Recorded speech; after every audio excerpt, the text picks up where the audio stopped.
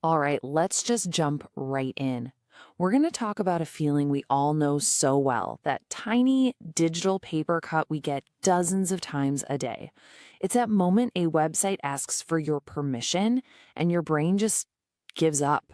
Today, we're getting into why that happens. You know this exact moment, right?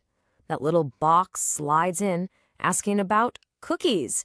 And without even thinking, without really reading, you click accept. It's pure muscle memory. It's not a real choice. It's just the button you have to press to get on with your life. Well, believe it or not, this feeling actually has a name: consent fatigue. And it captures the problem so perfectly. Here's the crazy parts. The very system that was supposed to empower us, to give us control, has become the reason we just surrender. We're not choosing anymore, we're just complying. So, how on earth did we get here? How did something meant for our own protection become one of the most annoying things on the internet? Let's break it down. And this is really the heart of the problem. Think about it. Each pop-up is a tiny decision, but when you face dozens, maybe even hundreds of them a day, the meaning just completely evaporates. The act of giving consent goes from being a thoughtful choice to just a mindless, repetitive chore. So how did this become such a chore? To really get it, we've got to go back a bit. This whole mess actually started from a really good place, with some well-intentioned rules that, well, had some pretty big unintended consequences. It all really kicked into high gear back in 2018 with GDPR, and the promise was huge. Finally, the user would be in control. But what actually happened? Well, companies started treating it like a legal hoop to jump through, not a new philosophy for design. Which brings us to today, where consent is just another annoying box you have to tick. And man, this just lays out the massive gap between the dream and our daily reality. We were promised clarity, but we got these confusing mazes of settings. We were supposed to get a clear choice, but you know what I'm talking about. That reject all button is either buried or a different color, or it takes you on a journey through 3 more screens. The new digital contract just became more fine print. So at the end of the day, it's the sheer mind-numbing repetition that stripped the whole process of its power. You know, if you ask someone the same question 100 times, it stops being a question. It just becomes background noise. Consent is no longer a choice. It's just a meaningless habit. Okay, so let's switch gears and talk about our brains, because this isn't just about bad design. It's about how we're fundamentally wired. There is a real scientific reason these pop-ups are so completely exhausting. To put it bluntly, our brains were not built for this. Seriously, we are not designed to constantly make hundreds of tiny, low-stakes decisions about data tracking for every single website we visit. It's just not how we operate. And a couple of key ideas from psychology really explain what's going on here. First, there's decision fatigue. Think of your brain's ability to make good choices as a battery. Every single one of these pop-ups drains a little bit of that power. Then there's cognitive load. We only have so much mental space, right?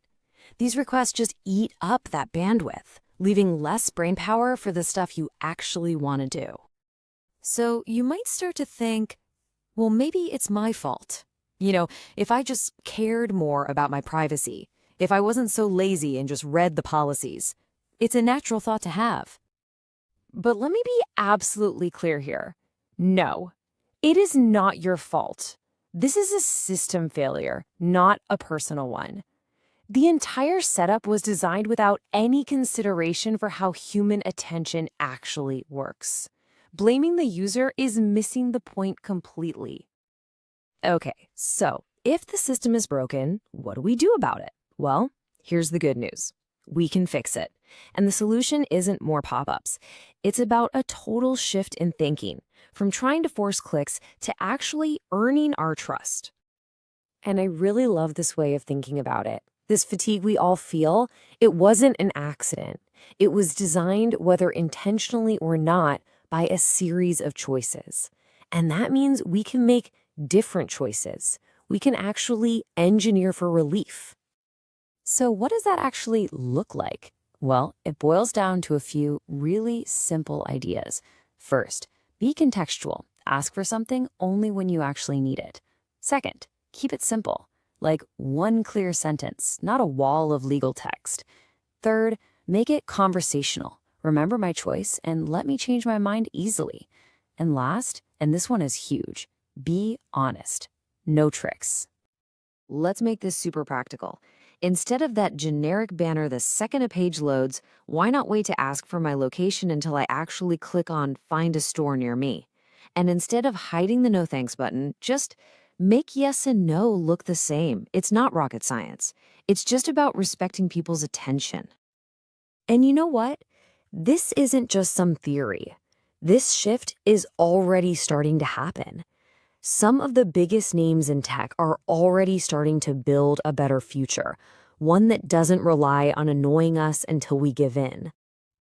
Just look around. You've got Apple's Safari browser, which just blocks a ton of trackers by default, no questions asked. Google is working on smarter tools that try to find a better balance. And then you have browsers like Brave, which basically make privacy the default from the get-go. These are real signs that the culture is changing. And this really gets to the heart of it. Real privacy, real user control, it doesn't come from the loudest, most in-your-face banner. It comes from systems that are designed with quiet, built-in respect for the user from the very start.